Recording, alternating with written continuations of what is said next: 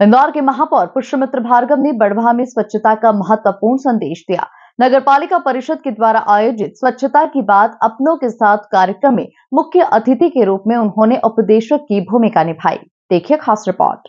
महापौर पुष्यमित्र भार्गव ने स्थानीय नागरिकों को इंदौर की तरह रोको टोको अभियान चलाने का सुझाव दिया। उन्होंने जन भागीदारी समिति बनाने पर जोर दिया, पर्यावरण संरक्षण के लिए अधिक पेड़ लगाने की सलाह दी, बिजली खपत 10% कम करने का आह्वान किया, हर घर में सोलर पैनल लगाने की भी बात कही।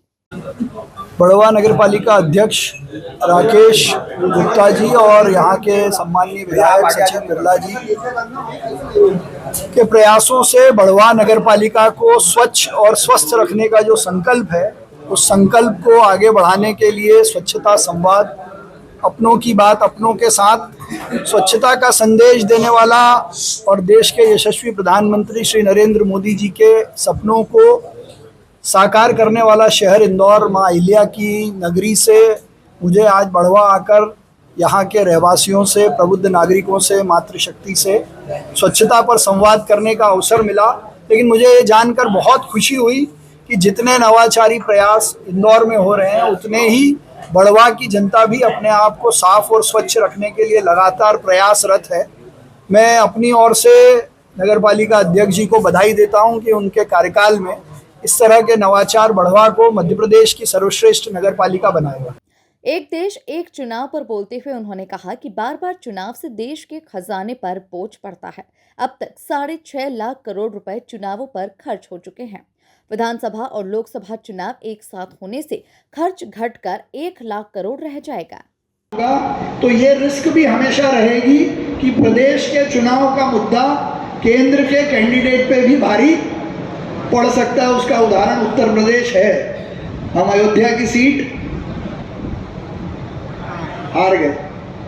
वैसे ही 2019 में जब उड़ीसा में चुनाव हुआ तो भारतीय जनता पार्टी को लोकसभा में मिली 19 सीट और विधानसभा में कितनी मिली?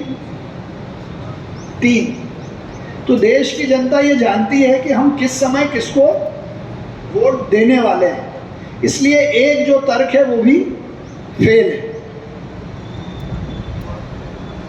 तो एक देश एक चुनाव इस देश में आज़ादी के समय से चल रहा था।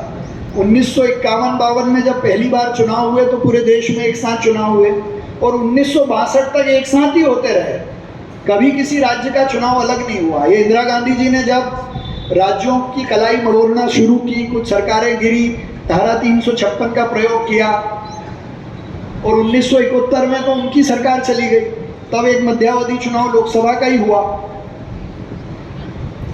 फिर 1984-85 आते आते तो देश में सरकारें प्रदेशों की गिरने लगी, तो हर प्रदेश का टाइम टेबल बिगड़ गया। तो पहली बार 1984 में भारतीय जनता पार्टी ने कहा था कि एक देश एक चुनाव होना चाहिए। 1990 में इलेक्शन कमीशन ने और लॉ कमीशन दोनों ने रिपोर्ट दी थी कि इस देश में अगर कोई अच्छा काम चुनाव सुधार की दृष्टि से करना है तो एक देश एक चुनाव होना चाहिए। 2019 में और 2024 में भाजपा के मैनिफेस्टो में हमने कहा था कि हम देश में एक देश एक चुनाव कराएंगे। फिर रामनाथ कोविंद जी की अध्यक्षता में एक कमेटी बनी, उसने देश के जितने शिक्षाविद, विधिविज्ञ सबसे बात की। सबने कहा कि देश में एक देश एक चुनाव होना चाहिए। उस कमेटी की रिपोर्ट भारत सरकार को सबमिट हुई। भारत सरकार ने वो कार्यक्रम में शिक्षाविद मुकेश गुप्ता और CISF कमांडेंट SK सारस्वत विशेष अतिथि के रूप में उपस्थित थे। शिक्षाविद गुप्ता ने स्वच्छता को गीता में वर्णिम कर्म बताया। डॉक्टर परेश विजयवर्गीय ने कार्यक्रम का संचालन किया। Bureau report MP news Barwaha.